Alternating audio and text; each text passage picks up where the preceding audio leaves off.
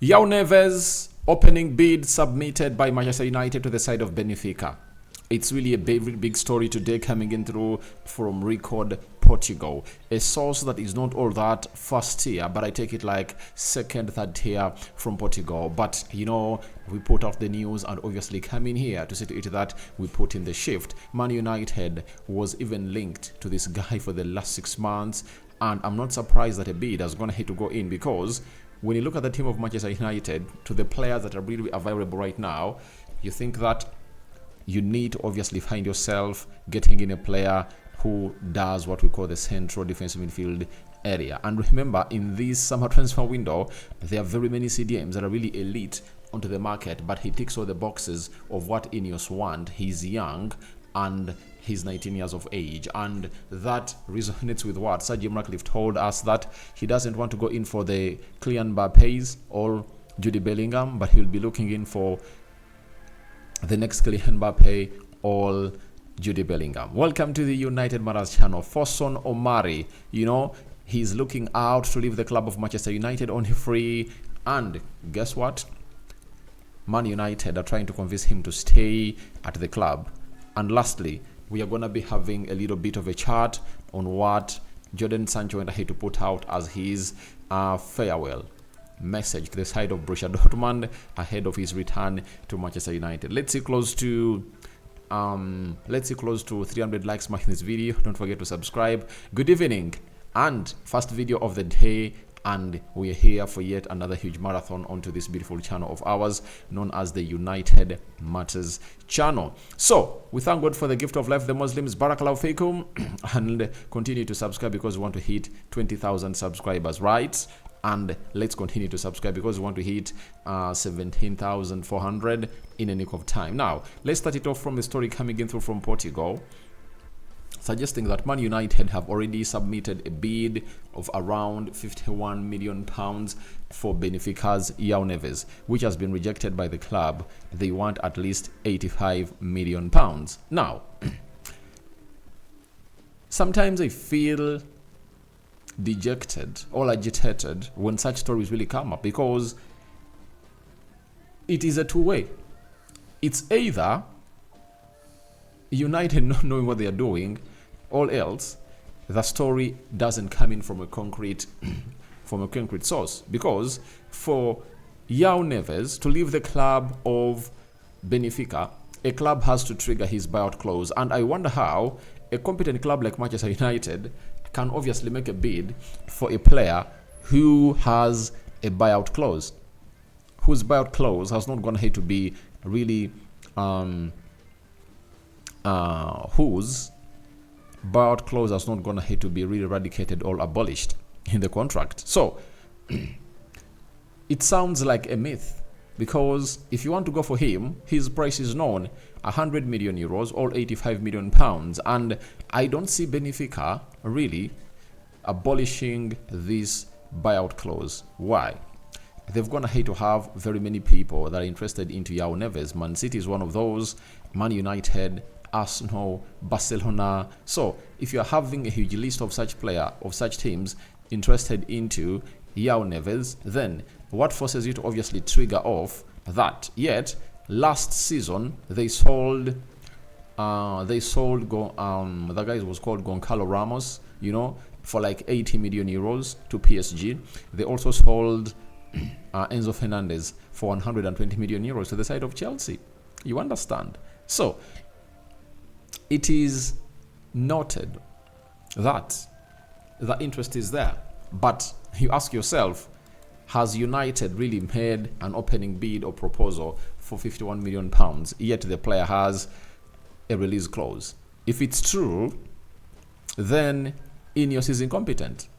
The only way you can buy in a player who has a buyout clause is to obviously do the needful and really trigger it with the amount of money that is included into the buyout clause. But on the other side, that shows you that Manchester United has gone ahead to obviously have some concrete talks with the entourage of Joao Neves, because if they are already submitting their bid, we are insinuating that it's true that the bid is going to have to be made, then they'll hold positive talks with the agent of Joao Neves. And remember, United has gone ahead to obviously have a man, who has always gone ahead to help them a lot onto these transfers. Although this man manages even other players, all is an agent for other players, but he has gone ahead to help Man United a lot in these negotiations, especially for players coming in through from Portugal. And he goes by the names of Joao Mendes, who brought Cristiano Ronaldo to Manchester United. He brought Nani, he brought Anderson, all those, even the negotiation, I think, of Lindelof, Diego Dallo, even the negotiations of Bruno Fernandes. He was key for him coming to the club of Manchester United, because all these players, most of them were really having their agents, but he obviously had to be an intermediary, and he negotiated those deals very well. And I know United will hand over this deal to Mendes, Joao Mendes, because he's a super agent and will do the needful to negotiate this deal to see if it obviously comes to pass. But when you look at this guy, why I love him at Manchester United: one, he's young, 19 years of age. He's a modern CDM. His mobility is really efficient. He passes the ball very well. He goes into physical battles, and he's a multi-dimensional player. He can play across all that entire back line. He can play in the midfield. He can play as a right winger, can play as a left winger.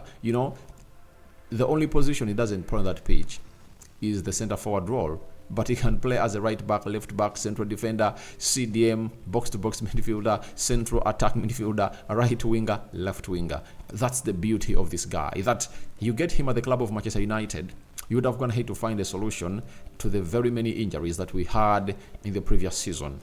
He'll obviously have what we call a breath of fresh air into that central midfield of Man United, and his mobility will obviously be good. But we are having players at Portugal that can obviously come in through and help him really do the needful for the club of Manchester United and act like agents.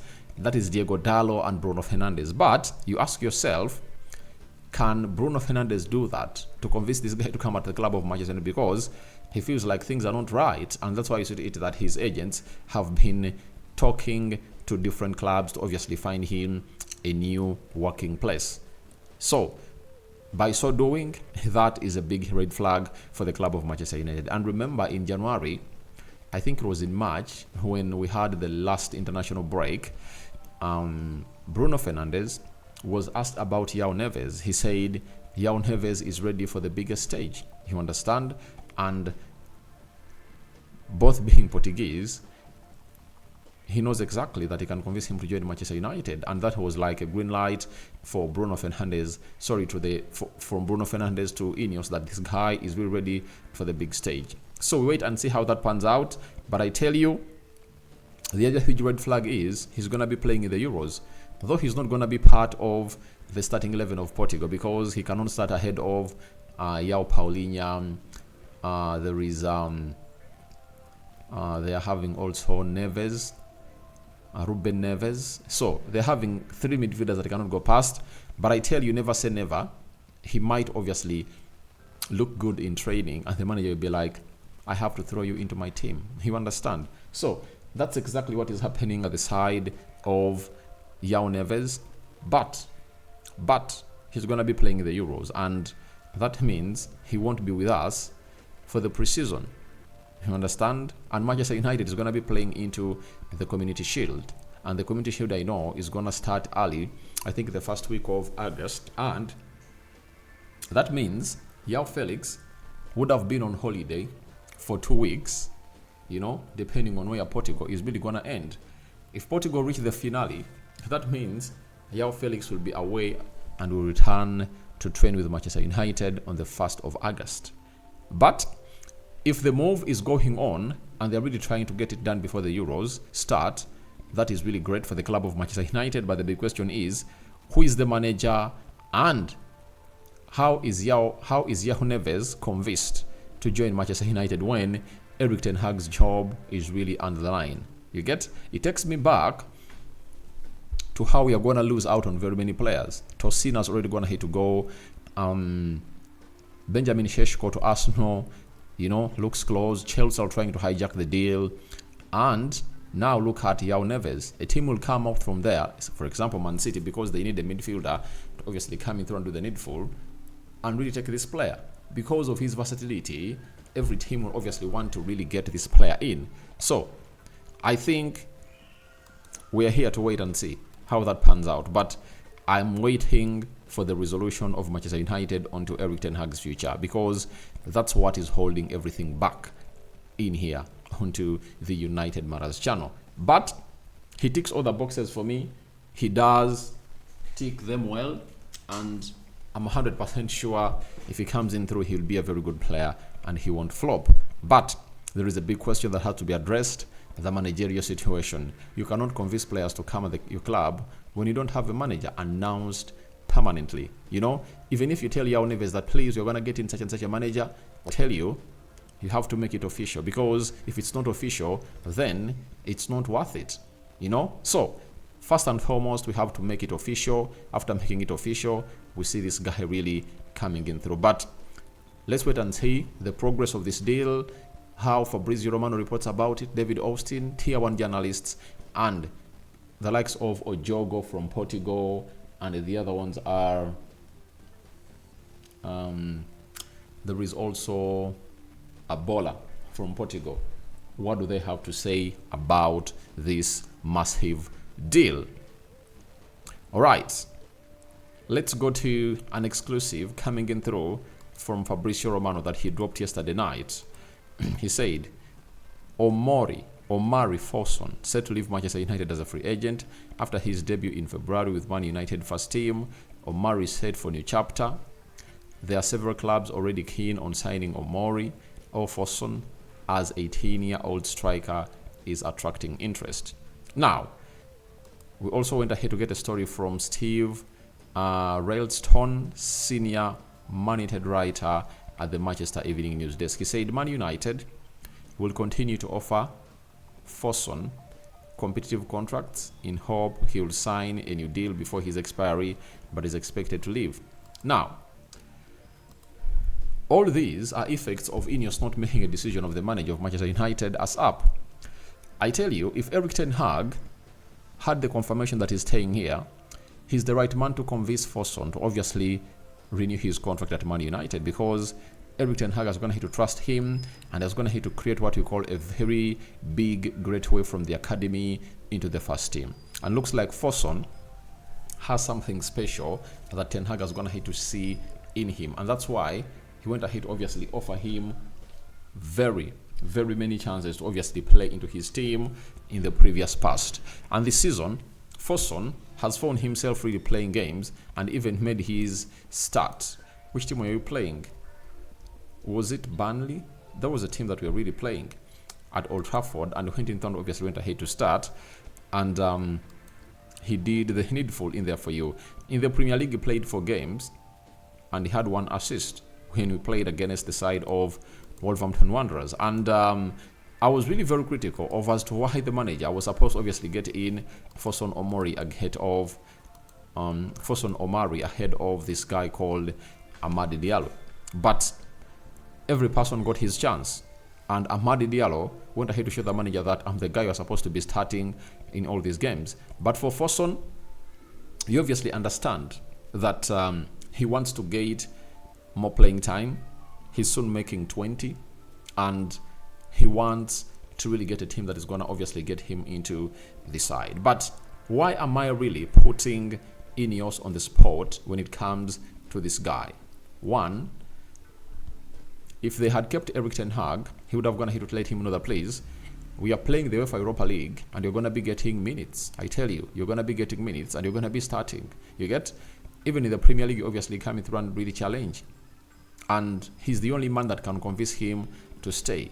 And we have to do that. And I think if you're Manchester United, you wouldn't like to lose a player that has potential, because this player has huge potential. The moment you see to it that Ten Hag has gone ahead to really incline himself in a player and really keep him in the team, just get to know that that player is really of quality. Ten Hag has gone ahead to spot very many young talents, and they've gone ahead to show us that they are really good. And this time round, it's Forson Omari, and United are trying to convince him to stay. And how do you convince a player to stay when the managerial situation is not resolved? And that's where it starts from. I don't want Erik ten Hag to be sacked, but if it's the decision that has to be taken, then they should show him the exit door. That is it. Show him the exit door and get in other players. Sorry, a manager that's going to help us really get done and dusted. You understand? I don't know what these people are really waiting for. Even when I refresh my browsers to get the news coming in from Man United, we are nowhere close to obviously seeing an announcement of Fabrizio Romano. You get? We are only getting in Bruno Fernandes, and that shows you how disorganized we are. The captain is unsettled at the club of Manchester United. You understand? You're having a captain who is unsettled. You're trying to convince players to come in here. A captain would have gone here also to do a very big job to obviously tell this lad that, Forson, please stay here. You're a good talent. You're going to get into the team. Because we are building a new era at the club of Manchester United. And look at the age. Garnacho, Ahmad Diallo, Rasmus Højlund, Kobe Mainoo, Kambuala, name it. Be part of the squad and you're going to enjoy yourself. You get? It's easy when the club is really having a very steady flow or a very steady ship. But the ship is not steady. It's not steady. And I tell you what, the tide keep changing. And the way they're really heating up looks like it's a tornado that is going to really hit the club of Manchester United and obviously destroy everything that Manchester United had gone here to build in the previous 2 years of Erik ten Hag. So we wait and see, but I would love him to stay the club of Manchester United. I see a lot of potential in him, and he just needs to obviously be kept here. Jadon Sancho has come out and went onto his Instagram and posted the following: what a crazy 6 months at BVB, that is Borussia Dortmund. We win together, we lose together. These moments only make us stronger. I'm so grateful to be part of such an amazing group of players. I want to congratulate Real Madrid on winning the Champions League. We came up short on the night, but we should be super proud of ourselves. We are a family, and these moments won't break us. Thank you to everyone who came out to support us on such a special day. Borussia Dortmund, I want to thank everyone involved at such an amazing club. I can't thank you enough for welcoming me back the way you all have during the 6 months, or the last 6 months. Thank you to Edin Terzic, Sebastian Kehel, and Hans Joachim Watzeke for believing in me and bringing me back. Finally, a special thank you to Borussia Dortmund fans. Your support is amazing, and I'm forever thankful for you all. That's what Jadon Sancho went ahead to put out onto his Instagram as he bidded farewell to the side of Borussia Dortmund and returns to Manchester United, and his future is still hanging in balance for now. We cannot come out and really say that he's going to be kept or he's going to be sold, but all depends on what Ineos really look into through the case that was raised by Erik ten Hag and led to Jadon Sancho's departure from the club of Manchester United. So guys, he's going to go on his holidays. He's not going to be playing in the Euros, and he's part of those players of Manchester United that you think might be in the preseason. But would you love to see a player like Jadon Sancho in the preseason who went ahead, obviously, not play football for the club just for a word of an apology that was supposed to issue to Erik ten Hag and the squad? That is introducing what we call toxicity into the club of Manchester United. You understand? So I'm not a fan of that. And when you look at the players that are really not playing in the Euros and the Copa America that you're going to be having in the preseason, no sooner it starts, Onana, Bissaka, Malacia, Lindelof, you'll talk about Kambuala, John Evans, you talk about Casemiro, you talk about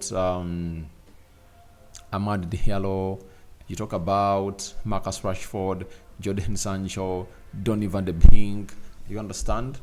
Those players that he wouldn't like to obviously see here that are supposed to be moved on. And if at all you obviously get into the preseason and these players are here, that will be another huge red flag into the start of the season for the side of Ineos. So guys, I call upon for your reactions into the comment section below about Joao Neves' first bid submitted.